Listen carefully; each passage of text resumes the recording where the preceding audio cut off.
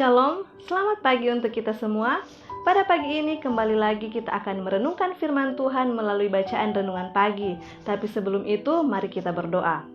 Allah Bapa yang baik, Bapa yang bertata dalam kerajaan sorga, terima kasih Tuhan untuk perlindungan-Mu sepanjang malam dalam istirahat kami, sehingga pada pagi ini kami boleh dibangunkan dengan tubuh yang diberkati. Tuhan, sebelum kami akan mendengarkan renungan-Mu, biarlah Tuhan Engkau membantu kami, berikan kami hikmat akal budi dari sorga, agar kami dapat memahami akan maksud Tuhan untuk kehidupan kami. Hanya inilah doa dan permohonan kami Tuhan, dalam nama Yesus kami berdoa. Amin. Pada pagi ini, Sabtu 26 Maret 2022, judul renungan kita adalah Dia tidak lalai menepati janjinya.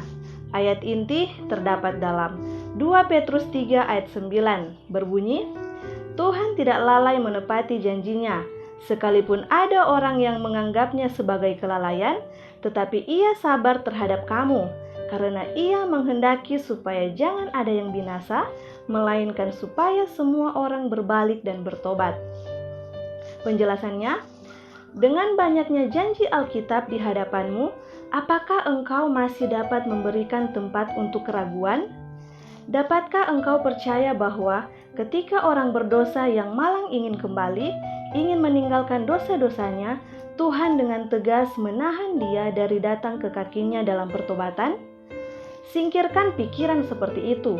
Tidak ada yang lebih tidak menghormati Tuhan selain ide-ide ini.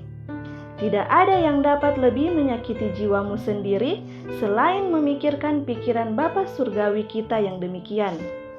Seluruh kehidupan kerohanian kita akan menangkap nada keputusasaan dari konsep Tuhan seperti itu. Mereka menghalangi semua upaya untuk mencari Tuhan atau untuk melayani Dia. Kita tidak harus memikirkan Tuhan hanya sebagai hakim yang siap menjatuhkan hukuman terhadap kita. Dia membenci dosa.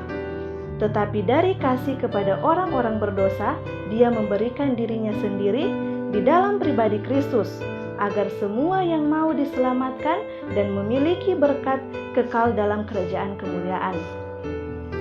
Tuhanlah yang menyatakan karakternya, sementara setan dengan kejam telah menempatkan cahaya palsu.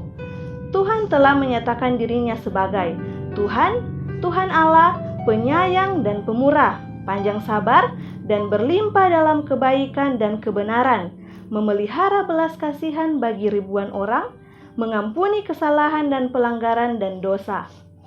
Bahasa apa yang lebih kuat atau lebih lembut dapat digunakan daripada yang Dia pilih untuk menyatakan kasih-Nya kepada kita? Testimonis jilid 5 halaman 633. Pencipta kita dengan adil mengklaim hak untuk melakukan apa yang Dia pilih dengan makhluk ciptaan tangannya. Dia memiliki hak untuk memerintah semuanya. Dan bukan seperti yang dipilih manusia, tetapi Dia bukan hakim yang kejam atau penagih utang yang keras dan tegas. Dia adalah sumber kasih yang paling utama, pemberi berkat yang tak terhitung banyaknya. Testimonis jilid 5 halaman 314. Pada pagi ini ada satu kesimpulan atau karakter Allah yang kita bisa dapatkan adalah Allah itu adalah Allah yang tidak pernah lalai. Dia tidak pernah lalai akan setiap kehidupan kita. Yang kedua adalah Tuhan itu adalah Tuhan yang maha sabar. Setiap dosa yang kita perbuat, walaupun setiap kita meminta ampun dan kita berbuat dosa lagi, tapi Tuhan selalu mengampuni kita. Karena Tuhan kita adalah Tuhan yang maha sabar. Dan yang ketiga adalah Tuhan itu adalah Tuhan yang adil. Setiap hal yang kita lakukan dalam kehidupan kita ini pasti akan ada konsekuensi yang akan kita dapatkan.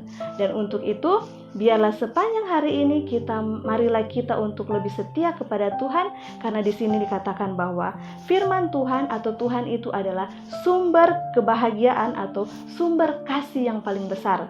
Mari kita satu dalam doa. Allah Bapa yang bertata dalam kerajaan sorga, terima kasih Tuhan untuk pelajaran pada pagi ini. Kami boleh dikuatkan lagi dan kami boleh melakukan akan segala aktivitas kami, semuanya hanya untuk kepujian dan kemuliaan bagi nama Tuhan saja.